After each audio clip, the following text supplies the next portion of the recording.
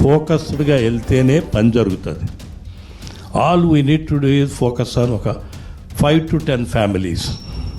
మనకు తెలుసు మన ఊరు వెళ్తే ఈ ఎదవ మనకు ఎట్టి పరిస్థితుల్లో ఓటు వెయ్యడు అనేది మనకు తెలుసు. వాడిని మార్చడంలో మన నైపుణ్యం ఉపయోగించాలి. వాడిని ఏ రకంగా అయినా కానీ మనకున్న ఎబిలిటీతో, వాడికి పిల్లలు ఉంటారు, పెళ్ళం ఉంటుంది, అన్నీ ఉంటాయి. వాడి అవసరం ఏంటో తెలుసుకొని దానికి మనం ట్యూన్ చేసుకోగలిగితే డెఫినెట్గా ఒక ఫ్యామిలీ మారితే 4-5 ఓట్లు మారుతాయి. దట్ విల్ హ్యావ్ ఈచ్ కాన్స్టిట్యున్సీలో 1000 ఓట్లు మార్చగలిగినా కూడా మనం అంత దూరం నుంచి ఇక్కడికి వచ్చినందుకు న్యాయం చేసిన వాళ్ళం అవుతాం. 2-3 లక్షల రూపాయలతో, ఒకవేళ డబ్బుతోటే మార్చగలిగినా కూడా 2-3 లక్షలతో ఆ 10 కుటుంబాలని మార్చగలిగిన కెపాసిటీ మనకుంది. ఈ రూమ్లో ఉండేవాడికి 2 లక్షలు ఖర్చు పెట్టడం అనేది పెద్ద ఇష్యూయే కాదు. It the critical time. ఈ 1 month టైంలో ఇంకా మనకి there is no honeymoon, it is a do or die situation లాగా మనం గోల్ ఓరియంటెడ్గా వెళ్దాం. దానికి మేము అందరం సిద్ధంగా ఉన్నాం సార్. నమస్తే. ఏపీలో ఎన్నికల రాజకీయం వేడెక్కింది. పోలింగ్ కి డేట్ కి సమయం సమీపిస్తూ ఉండటంతో పార్టీలు స్పీడ్ పెంచాయి. గత 5 ఏళ్లుగా ప్రతిపక్షంలో ఉన్న టీడీపీ ఎన్ఆర్ఐల సేవల్ని విశేషంగా వాడుకోవాలని చూస్తోంది. వారి సేవలను విస్తృతంగా వినియోగించుకునేలా వ్యూహాలు సిద్ధం చేసింది. ఇప్పటికే టీడీపీ కోసం పనిచేయడానికి వందల సంఖ్యలో ఎన్ఆర్ఐలు ఇండియాలో ల్యాండ్ అయ్యారు.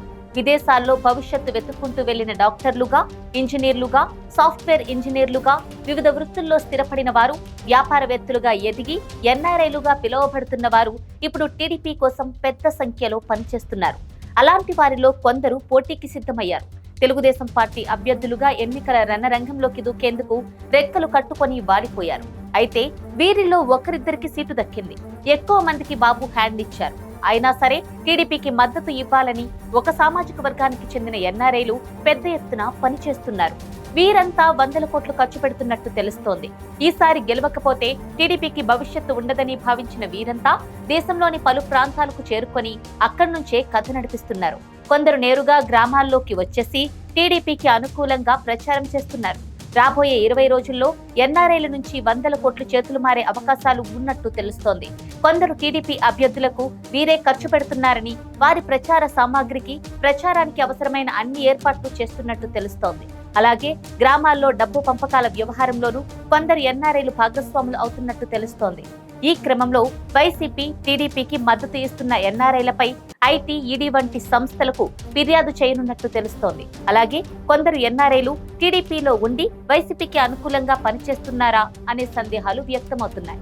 ఎన్ఆర్ఐల విచ్చలవిడి డబ్బుతో టీడీపీ భారీగా ఖర్చు చేసే ఛాన్స్ ఉండటంతో వైసీపీ కూడా వారిపై ఫోకస్ పెట్టినట్టు తెలుస్తోంది.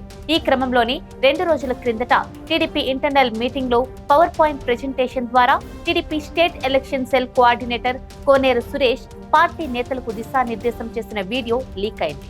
ఇందులో 147 స్థానాల్లో టీడీపీకి, వైసీపీకి మధ్య 5% తేడా ఉందని, వైసీపీ లీడ్ లో ఉందని ఆయన చెప్పడం సంచలనంగా మారింది.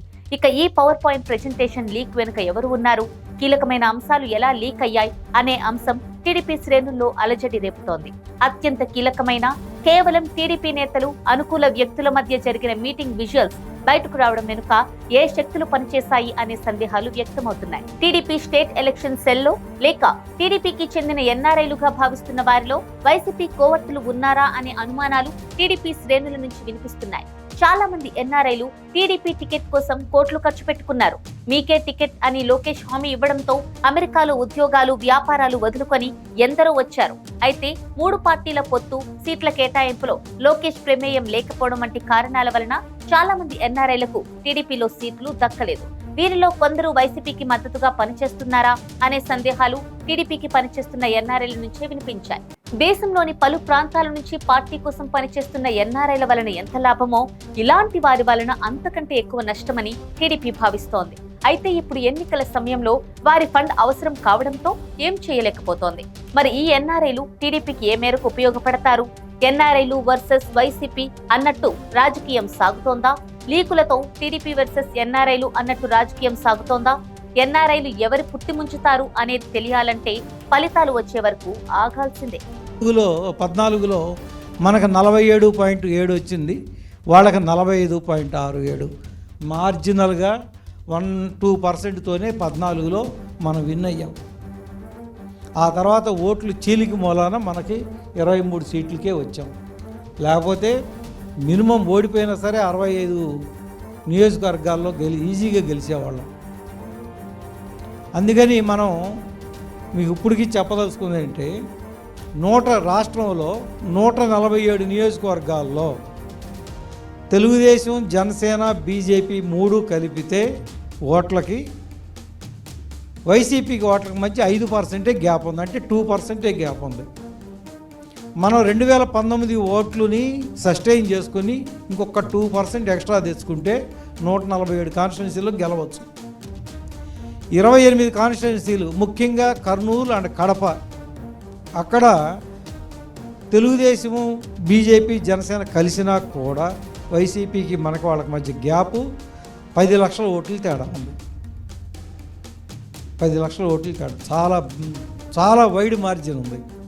అందుకని మేము ఇక 175 నియోజకవర్గాలని సమానంగా అందుకని మేము బలహీనమైన నియోజకవర్గాలు, బలమైన నియోజకవర్గాలు కొంచెం పక్కన పెట్టండి, అన్నిట్లో సమానంగానే పనిచేయాలి. మేము తీసుకుంది ఏంటంటే క్రైటీరియా అబోవ్ 35% వచ్చినటువంటి 2019లో అబోవ్ 35% వచ్చినటువంటి నియోజకవర్గాలు ఇప్పుడు కొన్ని తీసుకున్నాం. ఇంకా ఈ 30 కాన్స్టిట్యున్సీలు కాకుండా ఇంకా అందరం పనిచేస్తానంటే